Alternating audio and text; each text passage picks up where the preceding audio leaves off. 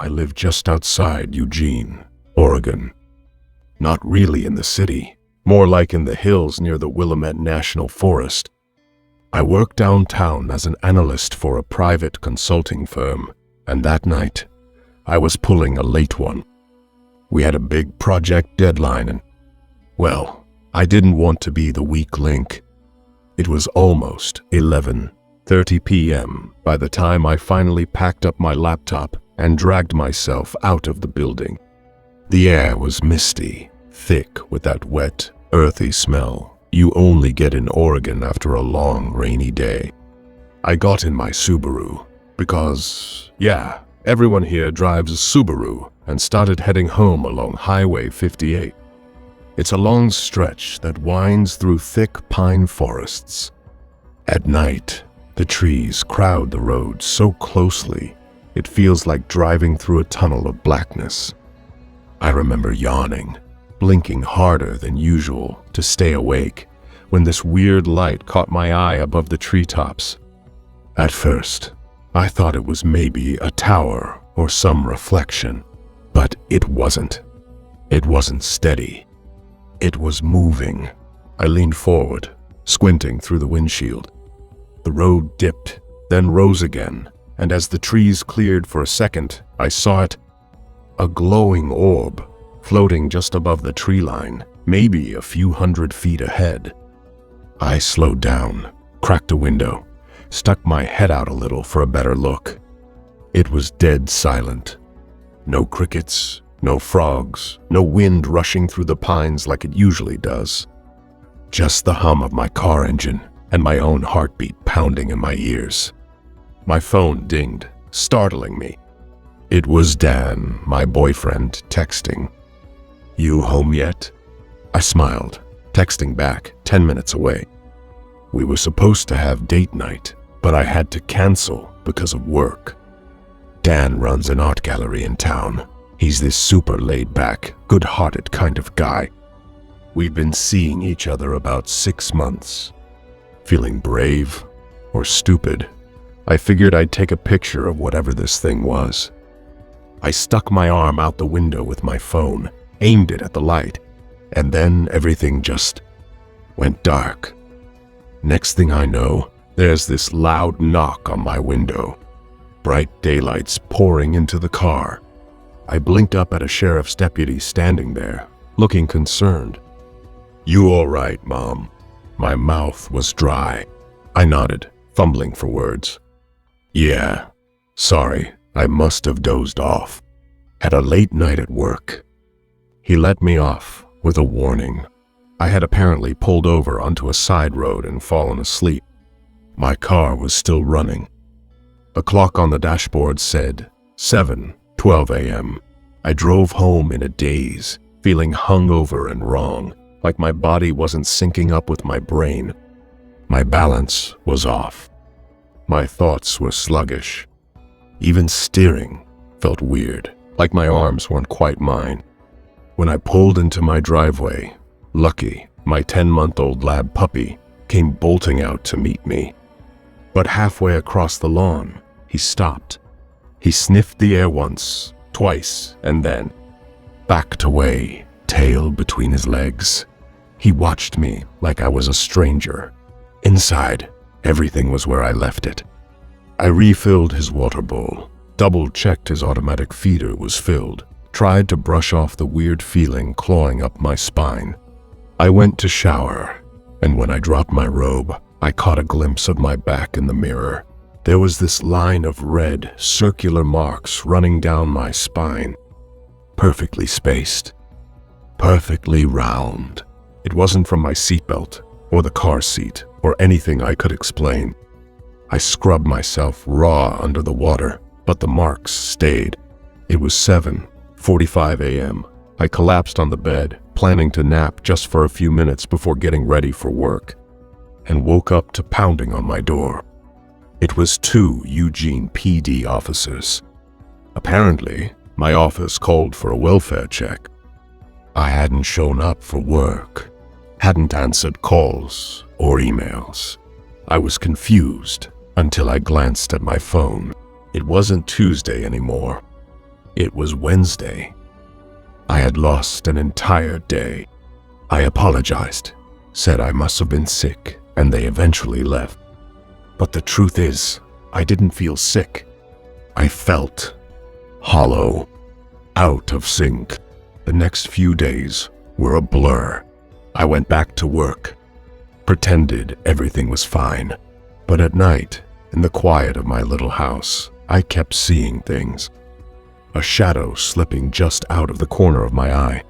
The feeling of being watched, even when the blinds were drawn tight. Lucky wouldn't sleep in my room anymore.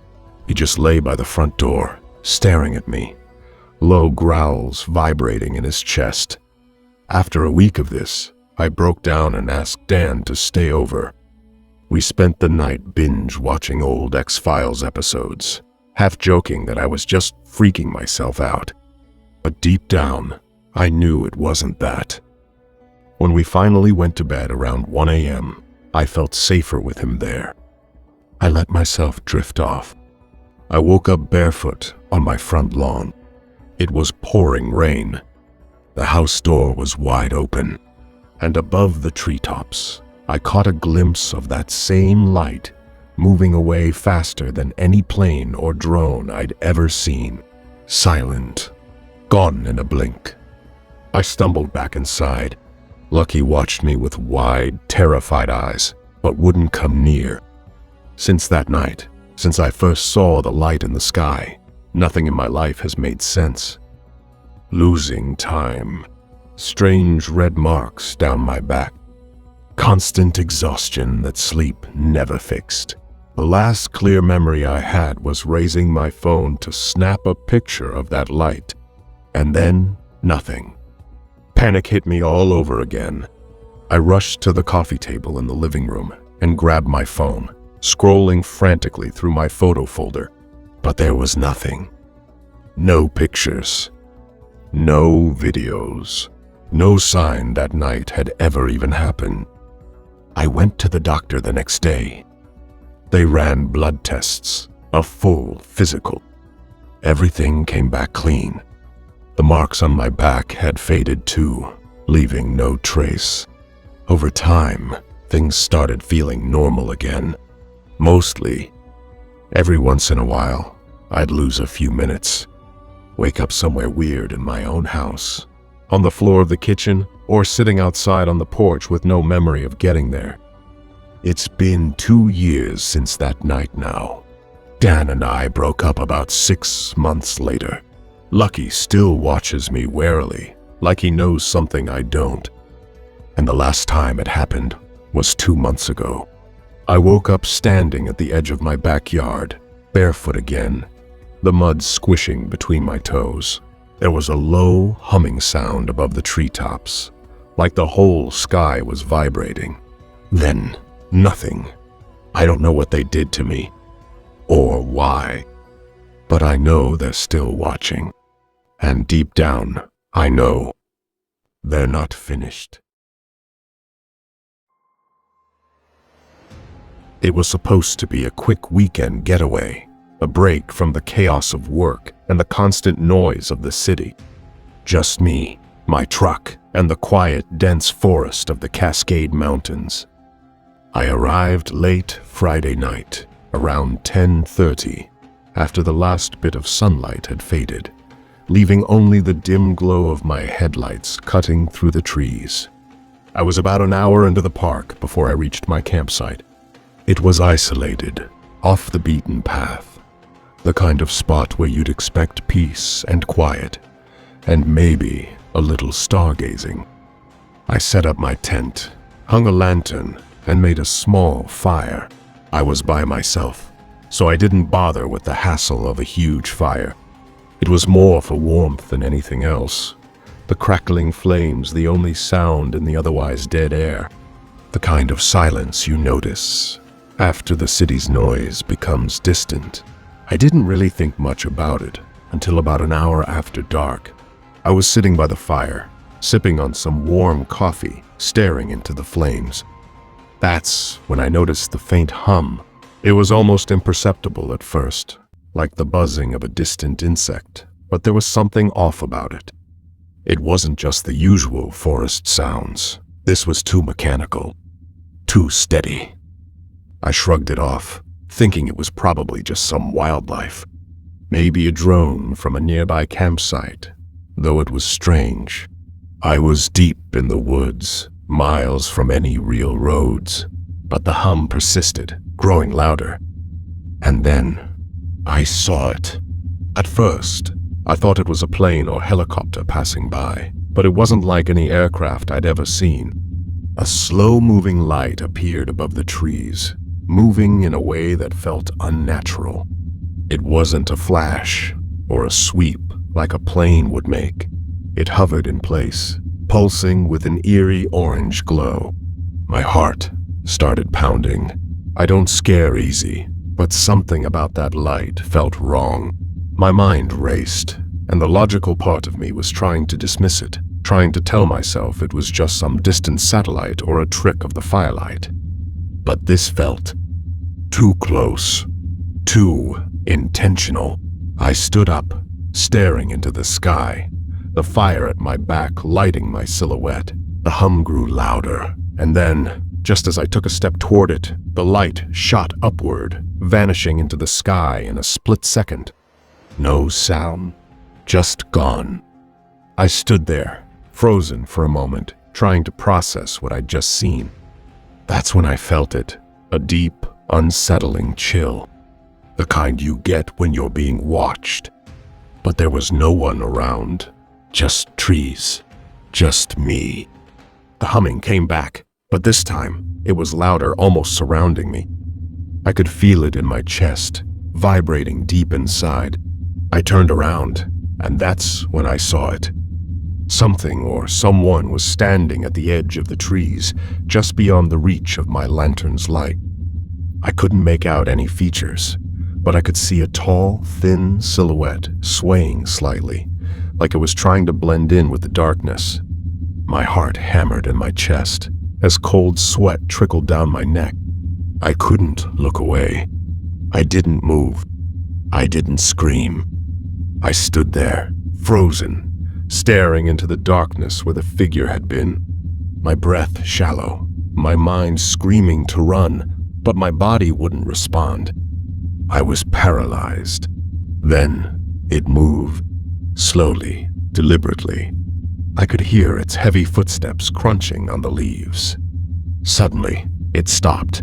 Without warning, it sidestepped and crawled up a massive tree on all fours, moving with an inhuman speed. It perched high on one of the large branches, still watching me with unblinking eyes. Then, as suddenly as it had come, the vibration that had paralyzed me stopped. In that instant, I could move again.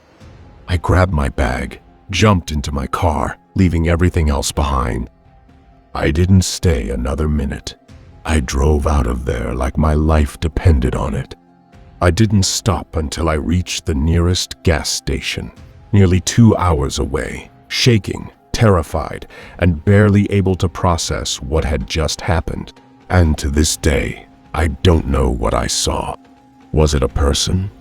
Something else? I have no answers. But every time I think back to that night, I can still feel that hum in my chest and those cold, watchful eyes in the woods. I'm not the superstitious type. I work in forests for a living as a freelance tree surgeon. Most of my jobs are pretty routine. Disease management, storm cleanup, pruning, that sort of thing. Last spring, I was contracted to do a solo assessment in Olympic National Park, out in Washington State. If you've never been, it's one of the most remote and densely forested places in the country. Rugged terrain, thick with old-growth trees, moss, and silence. I had booked a room at a local lodge, the closest place with a real bed, hot shower, and decent coffee. It made sense logistically, given how remote the job site was. The ocean view was a welcome sight, especially after the long drive. As I was taking my suitcase out of the trunk, I noticed an elderly couple strolling along the bluff, occasionally tossing bits of bread to the seagulls circling overhead. A serene and peaceful scene. That first morning, the tree conservation officer and the park superintendent met me at the lodge. We sat down over coffee and mapped out a rough plan of action. The superintendent wouldn't be joining us, but one of his rangers was already waiting outside, ready to hike in with us. We drove less than 10 minutes to a trailhead just off Highway 101, where I parked my truck. From there, the hike into the backcountry took close to 4 hours. The conservation officer had flagged a particularly remote patch of forest, dense, overgrown, and well off the beaten path that needed immediate assessment.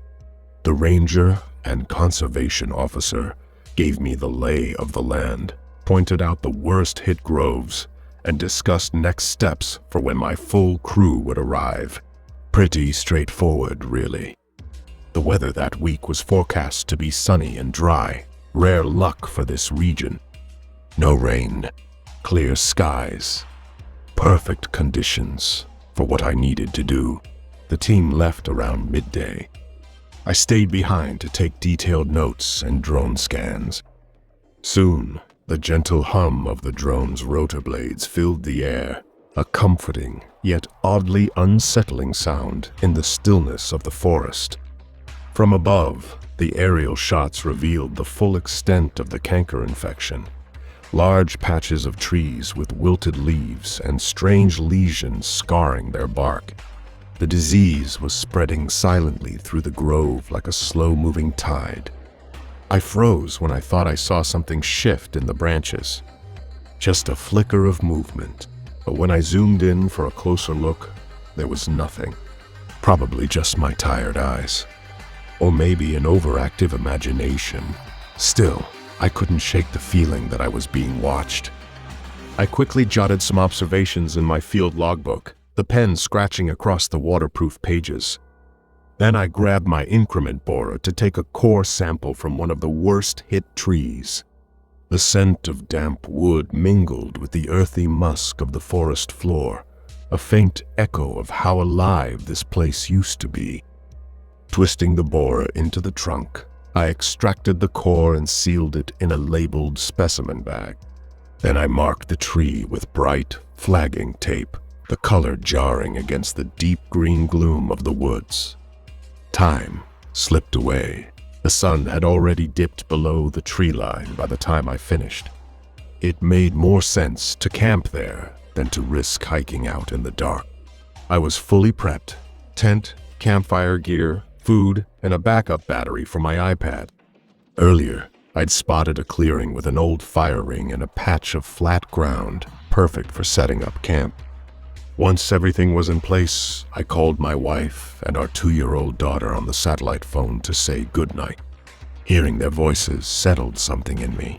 After we hung up, I ate a cup of instant ramen while watching a bit of Netflix, letting the normalcy of it all lull me into calm. As I brought my gear into the tent for the night, I realized I'd forgotten the drone back at the last tree I'd inspected. So, I headed back. I found the tree. The trunk where I'd taken the core sample was still there, the hole clear and fresh, but the flagging tape was gone. Not on the ground, not nearby, just gone.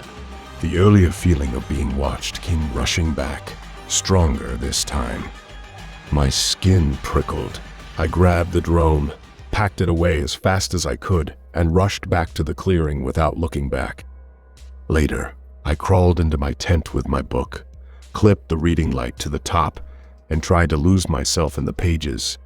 Outside, the campfire cast a warm orange glow against the tent walls.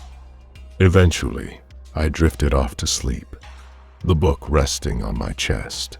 I woke up suddenly, sometime later, disoriented. My heart was beating faster than it should have been. For a moment, I just lay there, trying to figure out what had pulled me out of sleep. Eyes still bleary, I shut them again and listened. Nothing. No wind. No movement. Just that thick, heavy silence you only get in deep woods. I told myself it was probably an owl or something calling out in the night, but it didn't sit right. I opened my eyes and scanned the inside of the tent. My reading light had dimmed to a weak flicker, barely illuminating the page I'd left off on. But that's when I noticed something strange. The tent was still lit.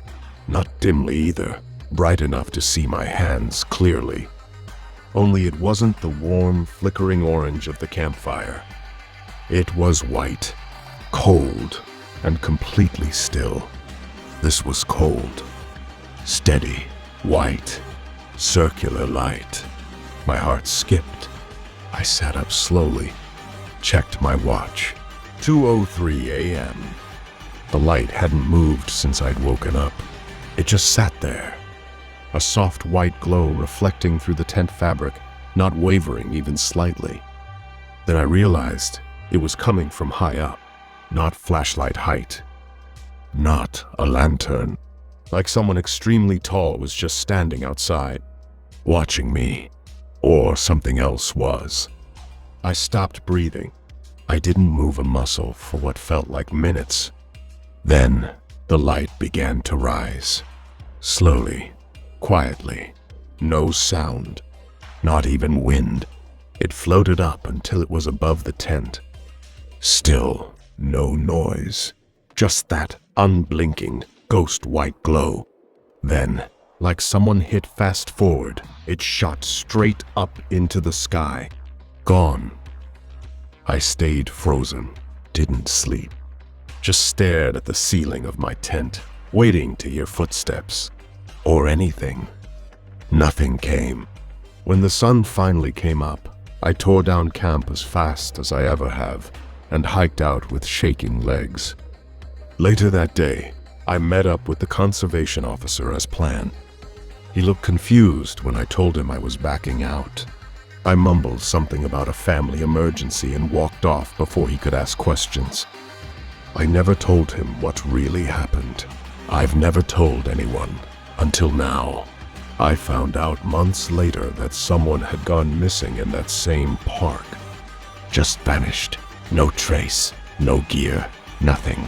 Turns out, that area has a history of disappearances.